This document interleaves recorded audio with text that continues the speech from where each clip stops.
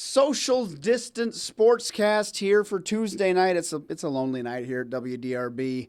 Holding down the sports department all by my lonesome. We're talking about Nick Richards today. He was a terrific story in college basketball. Little bit underwhelming for 2 years at UK, and it seems like it's always hard to make the decision to come back to UK, given so much pressure on all those guys to be one and done and get to the NBA. Well, Nick did it not once but twice, and it paid off for him. His junior year was terrific. Led the team in rebounding with nearly 8 rebounds per game. He was better than 2 blocks per game with 14 points. He had a terrific season. We kind of knew what was coming in terms of his decision to forego his senior year and enter the NBA draft. Well, he made it official today, joining Ashton Hagens, Emmanuel Quickly, and Tyrese Maxey as guys that are foregoing eligibility at UK and joining the draft. But certainly a terrific story Nick Richards was this year in college basketball, and now he goes for the next chapter. We also spoke with CJ Avery today, the senior linebacker for U of L, and he had kind of some of the same things we've been used to hearing. He's trying to work out. He's in his driveway. He's in his backyard. He even said he's painted lines in his backyard to make it look kind of like a football field, and says he's doing his best to stay in shape, to be ready for whenever this season does happen. And some of the unknowns, some of the adversity, some of the craziness he thinks maybe this team's built for, given what they've been through, especially on the defensive side with so many different defensive coordinators. They've been through a really down season the year Coach Petrino was fired, and then, of course, the changeover with Scott Satterfield. So he wonders if maybe they're built for a crazy kind of offseason like this. Being resilient and, just fighting through adversity. And, this is a time of adversity. So I believe 100% that all of our players, own up to that and just fight through it. UK quarterback Terry Wilson is ready to get back to work whenever that time may come. I talked to him today about the rehab process after he had a season-ending knee injury in the second game of 2019. He says he's at about 75% now. He should be good to go when and if the season starts on September 5th. I think when you started it, it was a little difficult. Yeah.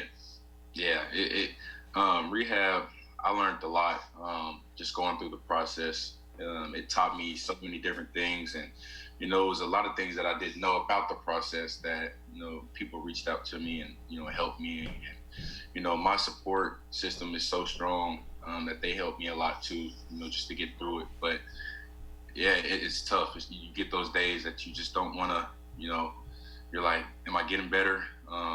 Is my leg getting better? Am I getting stronger? And you just feel like you hit that wall and you just can't go anymore. So I feel like I hit those, and it took me a while just to bounce back and keep pushing. Coincidentally, Wilson hurt his knee against Eastern Michigan. That is the same team UK is set to face in the season opener this year. Got more with Terry Wilson up right now on WDRB.com. I'm John Lewis, WDRB Sports. I spoke with Zach Harting, a former U of L swimmer. He's been swimming with the professional group that trains here with Arthur Albiero and the coaches. Also getting his master's degree and adding that to the mechanical engineering degree he's already got from the speed school. He was obviously disappointed that the U.S. trials and the Olympics were postponed a year, and says he's having a little trouble getting motivated at times to get ready for that next year. The VHS tapes, the workout videos, where someone's on TV and they're doing the crunches like this. I'm like, all right, come on, you can do it. That kind of feels like what we're doing.